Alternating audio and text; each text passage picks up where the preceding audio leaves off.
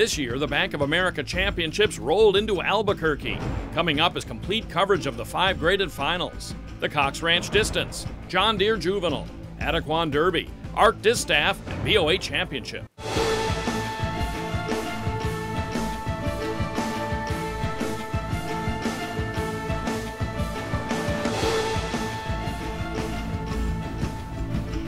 This is the AQHA Racing Challenge Update, powered by American Quarter Horse Association. Hello and welcome to the AQHA Racing Challenge Update. I'm Jim Byers. It's our final edition for 2019 as we offer our annual championships review. Raceview Network was on hand for the graded finals in all 5 of the program's divisions, including a thrilling BOA Challenge Championship that came down to 3 noses on the wire. So stay with us for all of that. This year, Championships Night came to the Downs at Albuquerque for the first time, and nearly 9,000 fans took in the action on October 26th. In fact, it's the first time since the inaugural running at Sunland Park in 1993 that the championships have taken place in New Mexico. Let's get right to the action, starting with 2-year-olds going 350 yards in the Grade 2 John Deere Juvenile Championship. One of the more recent qualifiers is Diva's First Moon, a North Dakota-bred futurity winner whose dam also won big races up north. Diva's First Moon is the 5-to-1 third choice with regular rider Stormy Smith. She earned her way here by winning September's regional challenge at Prairie Meadows in Iowa on a muddy track. Another who traveled a long way is Thrill of the Cartel, based in the Intermountain region of the Northwest U.S. for trainer Mark Hansen. This Texas bred qualified with a narrow victory in the Emerald Downs Regional outside Seattle. He's 13-to-1 with Jesus Canales.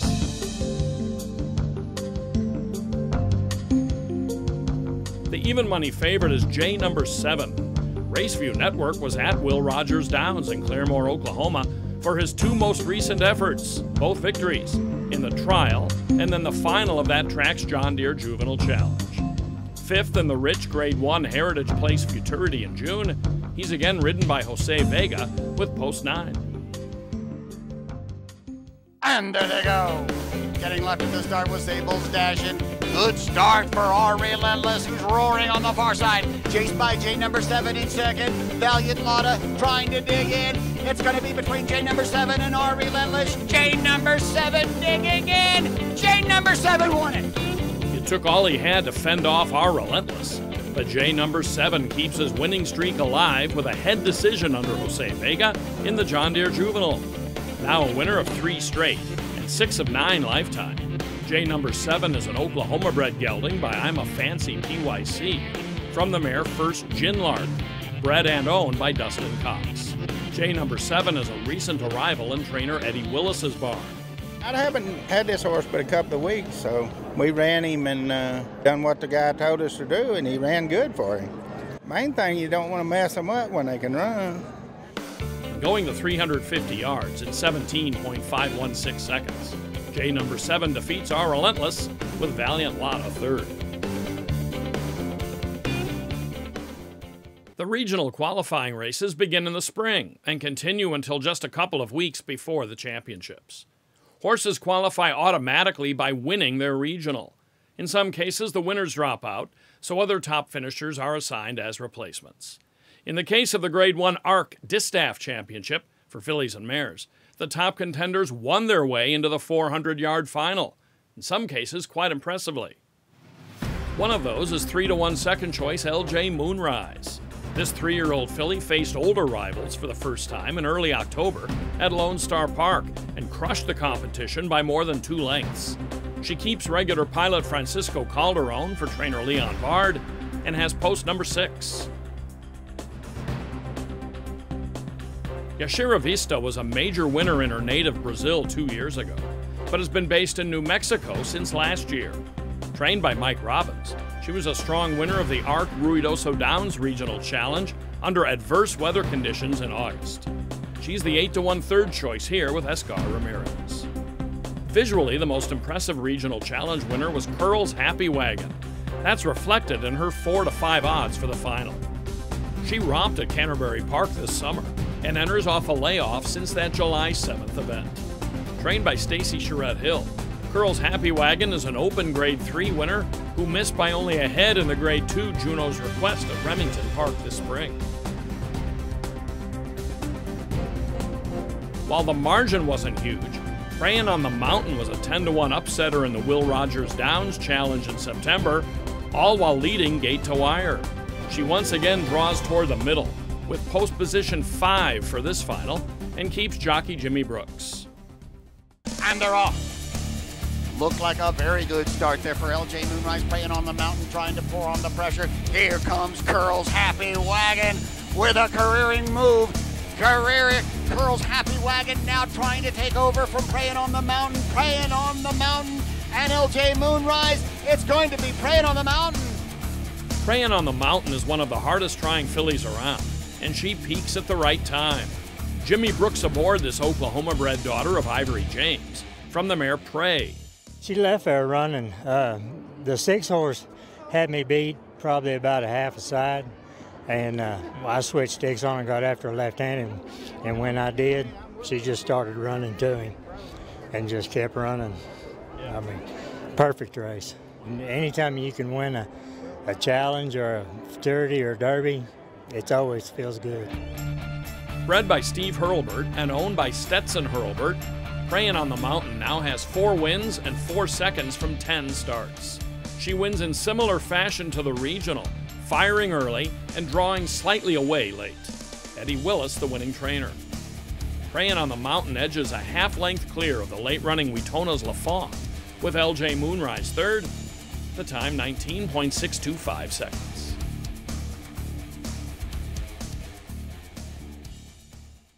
If I could tell my horse one thing, you've shown me what it is to dream. And because of you, I've known what it's like to realize those dreams. You gave me the confidence to see I was capable of the best, and you proved to me that hard work really does pay off. You're not just my horse, you're my family. I may hold the reins, but you hold my heart.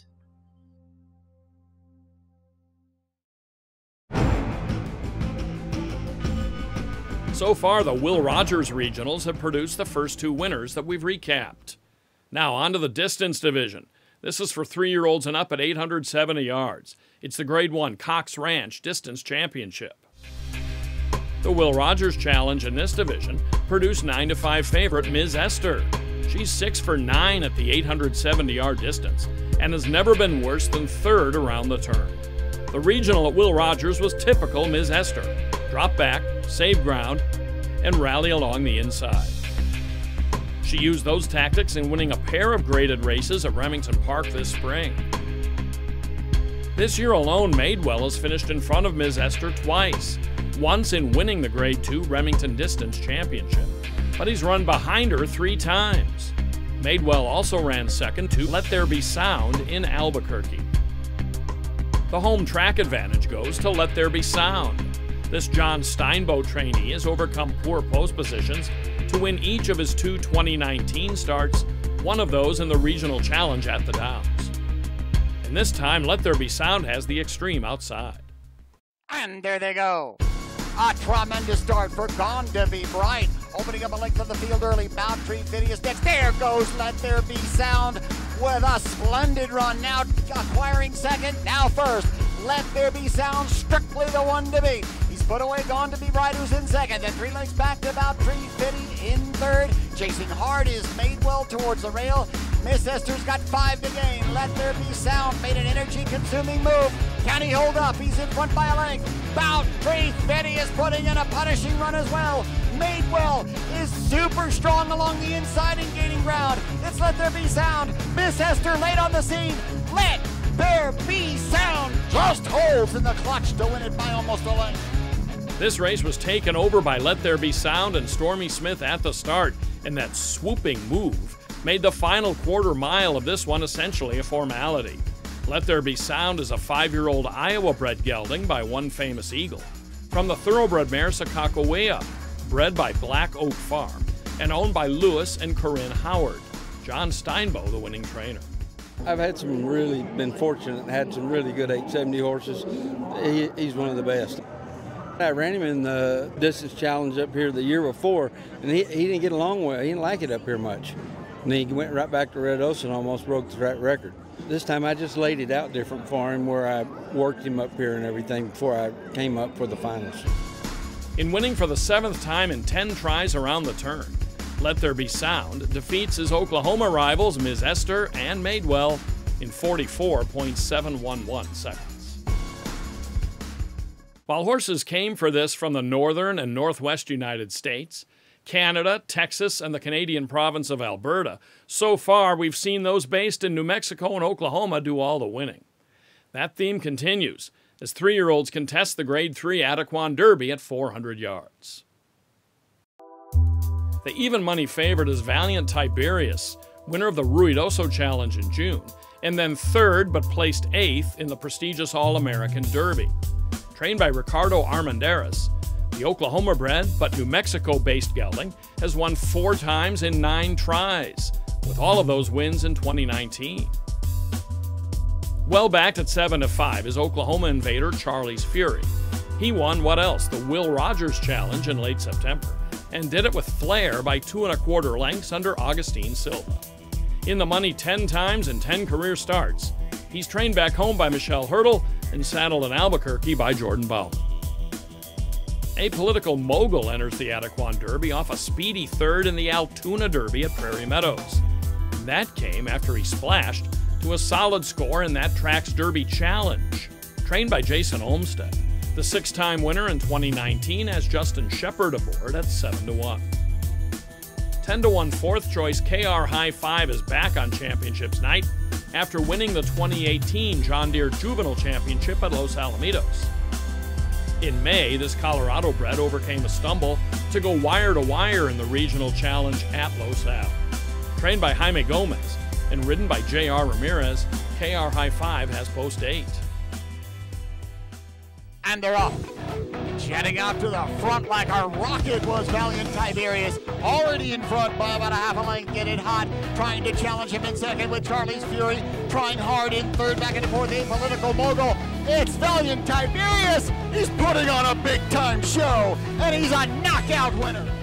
Drifting out cost him 3rd in the All-American Derby. This time he drifts in despite jockey James Flores' efforts. But none of that matters because Valiant Tiberius has a clear lead from the start and strides to a smart win over Charlie's Fury and Get It Hot.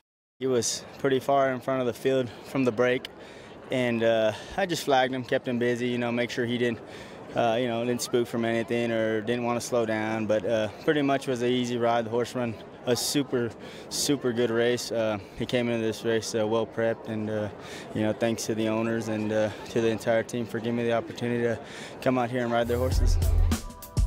Trained by Ricardo Armendariz for Sergio Olguin, Clifton Nielsen, and Felix Rodriguez, Valiant Tiberius is an Oklahoma bred by Valiant Hero from American Feature, bred by Reliance Ranches. He's enjoyed a banner 2019, winning 5 times in 7 tries, with all but a fraction of his $200,000 in earnings coming this year. Final time for the Adequan Derby, 19.387 seconds.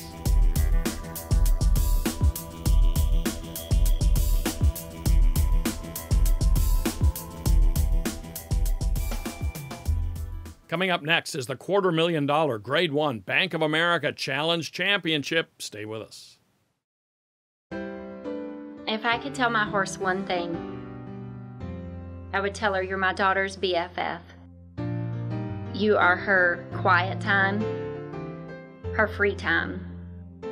I love the way she looks in your eyes and kisses on you every day. She's learned that you are more than just an animal. You are her everything. You hold her heart, and you hold mine when you hold her. The AQHA Racing Challenge Update, powered by American Quarter Horse Association. This year's field for the Grade 1 Bank of America Challenge Championship demonstrated what the challenge program is all about.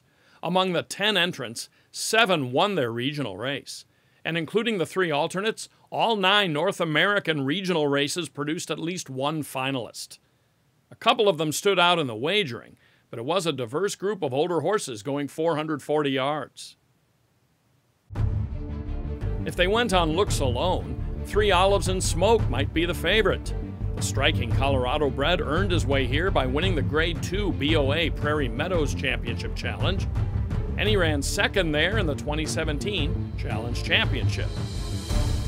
He didn't win his challenge, but Mark and Peggy Brown's Just My Kiss is the second high earner in here, and punched his ticket by running third behind superstar B.H. Lisa's Boy at Los Alamitos.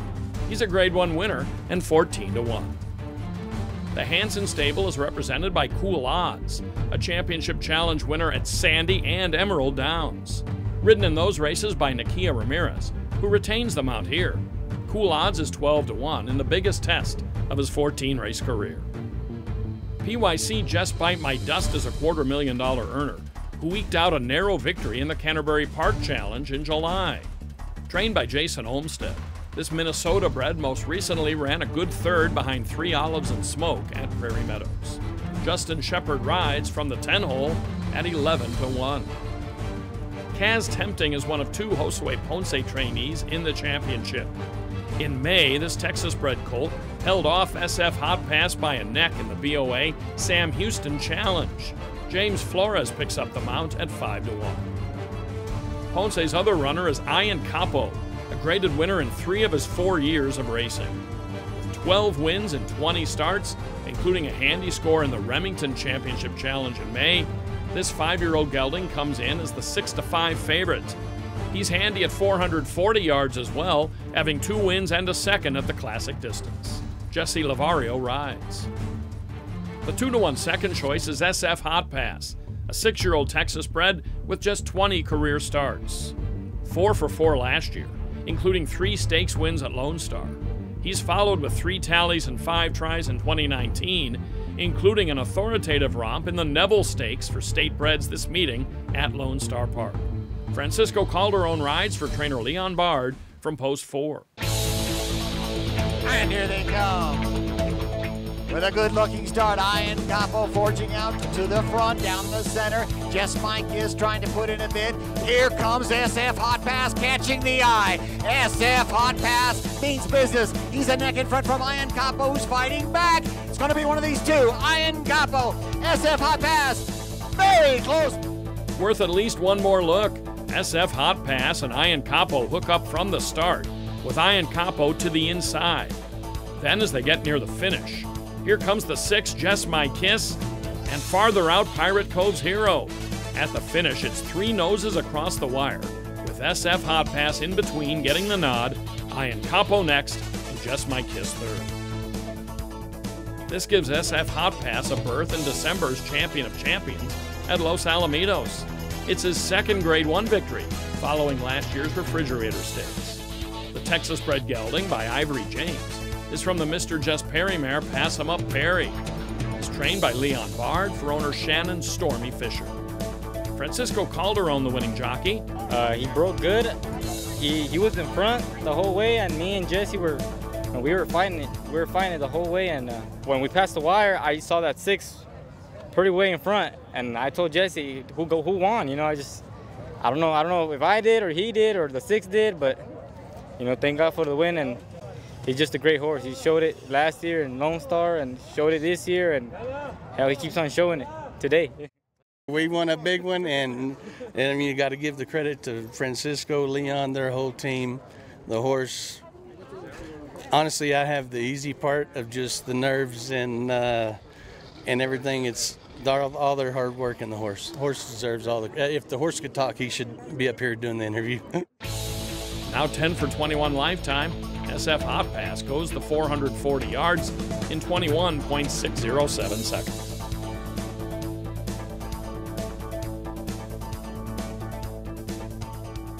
So that's all for a fascinating racing challenge series in 2019.